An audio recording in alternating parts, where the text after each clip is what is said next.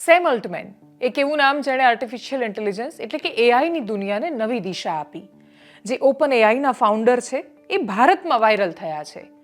કારણ એમણે પોતે જાતે મેળવેલી કોઈ જબરદસ્ત સિદ્ધિ નહીં, પણ એમણે આપેલા અહંકારી જવાબનો જેમ કર્મ પાછું આવે એમ મળેલો કરારો જવાબ છે. જો કે આમાં આપણે બહુ હરખાવા જેવું એટલે નથી, કેમ કે આ કરારો જવાબ આપણા તરફથી તો નહીં પણ પાડોશી ચાઇના તરફથી આવ્યો છે. નમસ્કાર, આપની સાથે હું દેવાંશી.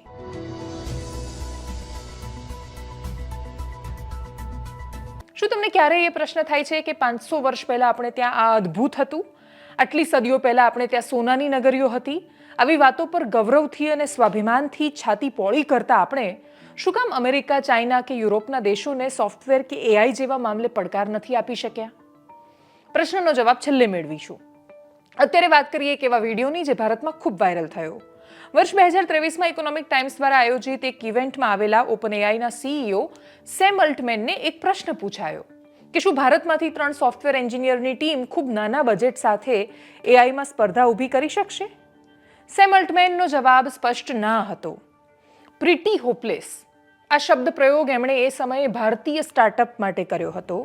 જો કે હવે ખૂબ નાના બજેટમાં ઓપન એઆઈને સ્પર્ધા આપતું ચાઇનીઝ સ્ટાર્ટઅપ શરૂ થયું છે અને જેનું નામ છે ડીપસીક. જે રીતે સોવિયત યુનિયને સ્પુતનિક સેટેલાઇટ લોન્ચ કરીને સ્પેસમાં અમેરિકાના એક હથ્થા શાસનને પડકાર્યું હતું, એ જ રીતે આ ચાઇનીઝ કંપની જે અમેરિકાની સરખામણીએ ખૂબ ઓછા બજેટ સાથે બેટર એઆઈ લઈને આવી છે, એણે અમેરિકન્સના એઆઈમાં એક હથ્થા શાસનને સ્પર્ધા આપી છે. ડીપસીક ઓપન એઆઈ એટલે કે ચેટ જીપીટી અને ગૂગલના જેમિનાઈ અને એક્સના ગ્રોક એઆઈ કરતાં પણ વધારે ઝડપી અને મનાઈ રહ્યું છે. એલન મસ્કથી લઈને સેમ અલ્ટમેન આના વિશે વિસ્તારથી લખી રહ્યા છે અને મને પણ આ સ્પર્ધાને આવકારી રહ્યા છે.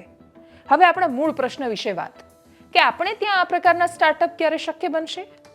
આનો કોઈ ચોક્કસ જવાબ નથી આપણી પાસે કે કેટલા સમયમાં શક્ય બનશે, પણ એ હકીકતને સમજીએ કે આપણા અદ્ભુત બ્રેઇન અમેરિકા જઈને શું કામ આ ટેકનોલોજીને આગળ વધારે છે. સત્ય નડેલા, સુંદર પિચાઈ કે પછી યુટ્યુબના સીઈઓ નીલ મોહન કે પછી એડોબીના શાંતનુ નારાયણ એ અમેરિકામાં શું કામ છે? જવાબ છે, ભારતમાં રિસર્ચ પાછળ રૂપિયા જ નથી વપરાતા.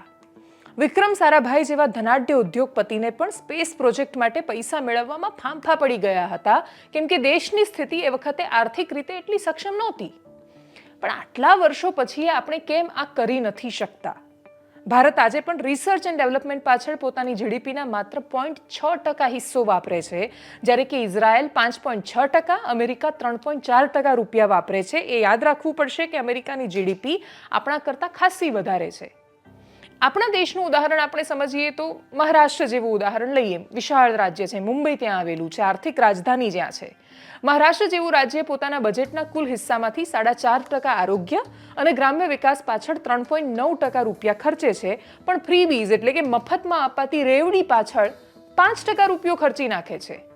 કલ્યાણના નામે કેન્દ્ર સરકાર કે રાજ્ય સરકારો જેટલો પૈસો સીધો નાગરિકોના ખાતામાં નાખીને એમને મફતના રવાડે ચડાવી રહ્યા છે, એટલો જ રૂપિયો જો રિસર્ચ બાજુ ડાયવર્ટ કરી શકાય તો આપણે ત્યાં ઘણા પરિવર્તનો આવી શકે એમ છે. પ્રાઇવેટ કંપની કે ધનાઢ્ય માણસો પણ અબજો કરોડ રૂપિયા કમાયા પછી પણ આખી દુનિયામાં પ્રભુત્વ કે આધિપત્ય સ્થાપી શકે એવા બિઝનેસ નથી બનાવી શક્યા. ઉદાહરણ તરીકે ગયા બજેટમાં જ સરકારે કોર્પોરેટ ટેક્સ ઘટાડીને કંપનીને રાહત એવું માનીને આપી હતી કે કંપનીઓ પાસે રૂપિયા બચશે તો નવા બિઝનેસ કરશે ને એના થકી નવી રોજગારી પેદા કરશે. જો કે એવું કશું થયું નહીં. કંપનીને જે પૈસા બચ્યા એ એમણે પોતાના પ્રોફિટમાં એટલે કે પોતાનો નફો રાખ્યો. એક બાજુ ચાઇના અને અમેરિકા જેવા દેશમાં પ્રાઇવેટ કંપની 75 થી 77% ફંડ રિસર્ચ અને ડેવલપમેન્ટમાં એટલે કે R&Dમાં વાપરે છે. આપણે ત્યાં એ આંકડો 36% પર માંડ પહોંચે છે. બદલાતા સમય સાથે ટેકનોલોજીના યુગમાં પાછળ રહી જવું આપણને પોસાય એમ નથી. ખાલી ઇસરોના વૈજ્ઞાનિકોની મહેનત અને સાવ ઓછા બજેટમાં આપણે સ્પેસ પર પહોંચી ગયા એવું કહીને માત્ર ગૌરવ લેવાથી હવે ચાલી શકે એમ નથી. કોઈ પણ સંસ્થાને બજેટની જરૂર પડે છે, પણ દેશના મોટા ભાગના રાજ્યો, દરેક પક્ષો વોટ બેંક અને પોલિટિક્સમાં એટલા ઉલઝેલા રહે છે કે એમને પોતાની આંખો સામેનું એ દ્રશ્ય નથી દેખાઈ રહ્યું કે ટેકનોલોજીમાં આપણે પાછળ છૂટી રહ્યા છીએ. એનવીડિયા સાથે રિલાયન્સે કરેલું જોડાણ હોય કે સેમિકન્ડક્ટર ક્ષેત્રમાં ગુજરાત તરફથી થઈ રહેલા પ્રયત્નો આપણા ખૂબ નાના પણ આ શરૂઆતી કદમ છે. અપેક્ષા રાખીએ કે દેશના રાજનેતાઓ 24 કલાક પોલિટિક્સમાંથી થોડા ફ્રી થઈને દેશ માટે પણ વિચારી શકે. જો કે એનો ખૂબ મોટો આધાર આપણા પર રહેલો છે કે શું આપણે આપણા નેતા અને રાજનીતિને આ મફતની રેવડીના કલ્ચરમાંથી ખરેખર મુક્તિ આપવા ઈચ્છીએ છીએ? અપેક્ષા રાખું કે આ જવાબમાં જ આપણને આપણા ભવિષ્યના જવાબો મળી જવાના છે. આ વિડીયોમાં અત્યારે બસ આટલું. જો આપ અમને યુટ્યુબ પર જોઈ રહ્યા છો તો સબસ્ક્રાઇબ કરો, ફેસબુક પર જોઈ રહ્યા છો તો ફોલો કરો, આપણા આ વિડીયોને શેર કરો અને જમાવટ સાથે સતત જોડાયેલા રહો. નમસ્કાર.